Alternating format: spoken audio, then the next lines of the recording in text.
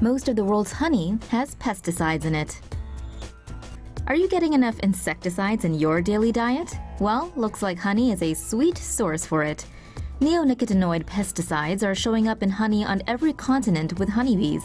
Around 200 samples of honey were tested, and 75% were found to contain measurable levels of at least one of the 5 common neonicotinoids. The insecticide works by targeting crop-destroying insects' central nervous system. A number of studies have also found that the insecticide reduces and weakens honeybee hives. Pesticide levels varied between regions. In North America, 86% of samples contain pesticides, Asia, 80%, Europe, 79%, Africa, 73%, the Australian region, 71%, and South America, 57%. Bees and other pollinators are necessary to 3/4 of the world's food crops, but have been declining in number in recent decades. Destruction of wild habitats, disease, and massive pesticide use are all contributing factors. Sorry to bug you, but keep watching. Swarm of flying cockroaches descends on New York City. The summer weather always brings a buzz around New York, but this year's scorching hot temperatures are attracting more than just fun-loving humans.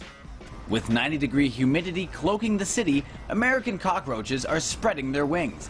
When the heat turns up, the cockroaches move around a lot more to keep cool. Moisture leaves their bodies and frees up a second pair of wings that typically aren't activated.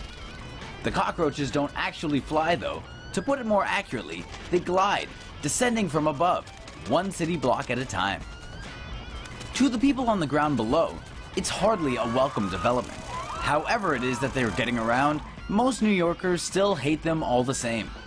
Ah, the pitfalls of a city littered with refuse.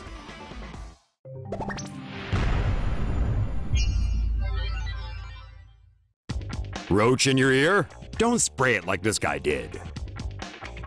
A man in Chengdu, China decided to take matters into his own hands when a cockroach got stuck in his ear. The 60-year-old man, surnamed Li, was enjoying a good night's sleep when his slumber was disrupted by a sudden pain in his head. Suspecting a bug might be in his ear, Li tried removing the critter with a toothpick, then tweezers, before shaking his head violently from side to side. None of which worked. Li then sprayed pesticide into his ear, which killed the roach but caused his ear canal to swell up. What's more, the roach remained stuck in his ear. After putting up with the pain for 3 days, Li finally went to the hospital where a doctor removed the 1-centimeter-long cockroach from his ear canal. The doctor later advised that anyone facing the same problem as Mr. Li should try pouring mineral oil into their ear to flush out the bug. Dog goes to vet to treat mouth full of ladybugs. It's a ladybug infestation like you've never seen. A dog in Hoisington, Kansas, who's known for having a passion for biting bugs, finally got bit back. Over the past few weeks, Bailey the dog's nap schedule had been excessive, sleeping much more than usual. When it came time to eat, her owner noticed she wasn't interested in her food and was skipping meals. The owner became alarmed when she noticed Bailey had begun foaming at the mouth. Concerned, she took Bailey to the vet, and what they discovered was unfathomable. 30 to 40 orange ladybugs, or more accurately referred to as Asian lady beetles, were hanging off the roof of the dog's mouth. The Asian lady beetles pack a painful bite, which can cause ulcers on a dog's tongue and mouth if left unchecked. The veterinarian says if found, pet owners can solve the problem by picking them off, one by one. But make sure not to squish them, because they produce a powerful stench and yellow secretion if crushed. The Asian lady beetles have made their presence felt across Kansas recently because one of their main food sources, sugarcane aphids, have sprung up in large numbers. Their population swell has led to many dogs in the region being brought in with the same oral affliction. Luckily, Bailey's health is back up to speed, and while she's still chasing bugs, hopefully she's figured out which ones she probably shouldn't mess with. Dragonflies can be used to spy on you.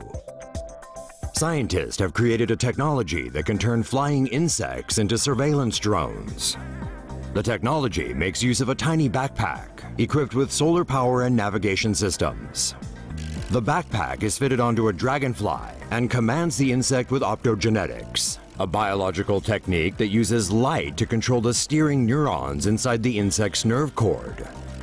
Dragonflies can then be turned into tiny surveillance systems. The same setup can be applied to other insects of a similar size, such as honeybees.